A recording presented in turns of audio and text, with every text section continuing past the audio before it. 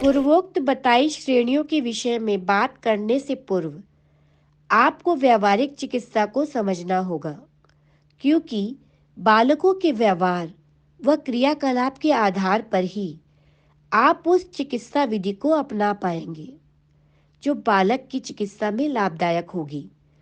मुख्यतः चिकित्सा के विषय में चिकित्सक की पद्धति से अधिक लाभकारी दैनंदिनी की प्रक्रिया होती है।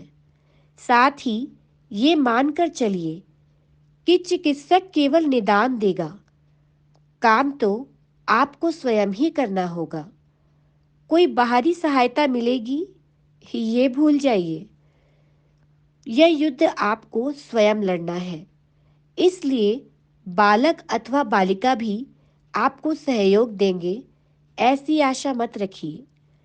आप इस युद्ध में योद्धा बनिए, तभी विजय प्राप्त होगी। चिकित्सा तो केवल एक सहायक प्रक्रिया है। चिकित्सा तो केवल सहायक होगी। आपको यह स्वीकार करना ही होगा कि आपका बच्चा ही विशेष नहीं है। अभिभावक के रूप में आप भी विशेष हैं। आपके व्यवहार में सजा नहीं, मजा होना चाहिए। यदि आप चुनौतियों को अंगीकार करते हैं तो आपसे अधिक महामानव ब्रह्मांड में दूसरा कोई नहीं है। गर्व करिए कि संपूर्ण सृष्टि में सृष्टिकर्ता ने आप पर विश्वास जताया है कि उसके इस युद्ध में योद्धा आप हैं और वह सारथी रूप में आपको प्रेरणा दे रहे हैं। साथ ही आप चैरिवती के सिद्धांत को भी सिद्ध कर रहे हैं। सृष्टिकर्ता की अद्भुत कलाकृति को हृदय से अपनाकर ईश्वर का साक्षात्कार करें। आशा करती हूँ हमारे योद्धा समझ चुके हैं कि उन्हें क्या करना है। अब बालकों के व्यवहार पर आते हैं। पुस्तकें तो अनेक हैं, किंतु व्यवहार सब बालकों का अलग अलग है। प्रत्येक कलाकृति विलक्षण तो होती ही है। हर बालक के व्यवहार का निरीक्षण करिए, उसे अनुभव करिए। सामाजिक स्तर पर बोला जाता है, ऐसे बच्चों को मुख्य धारा से जोड़ने का प्रयास करिए।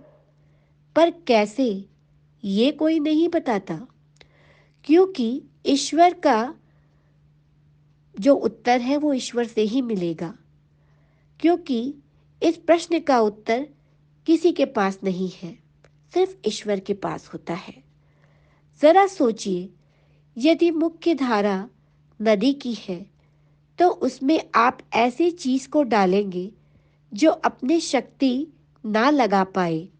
यदि हाँ, तो फिर आप जोड़ सकते हैं ऐसे बालकों को मुख्य धारा से।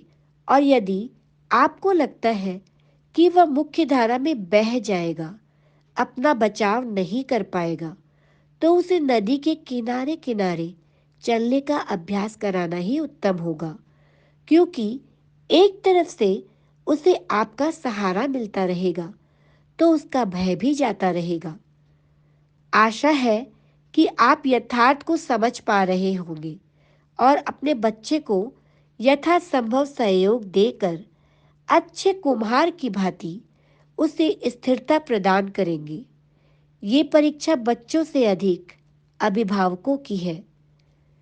आपको लगता है कि आप कष्ट में हैं, किंतु आप ये नहीं समझ पा रहे हैं कि आपका बालक कितने अधिक कष्ट में है, जो आपको अपनी बात समझा भी नहीं पा रहा है और व्यक्त भी नहीं कर पा रहा है किसी भी प्रकार से। यह अंदर से कितना व्यथित है, जो आपके प्रयास करने पर भी समाज में मिल नहीं पा रहा। मैं आपको वास्तविकता इसलिए बता पा रही हूँ क्योंकि मैं लगभग लगभग 28 वर्षों से अपनी बेटी के व्यवहार को देख रही हूँ, समझ रही हूँ। समय समय पर इसका व्यवहार बदलता रहता है। कब क्या कर देंगे आप नहीं जान पाएंगे।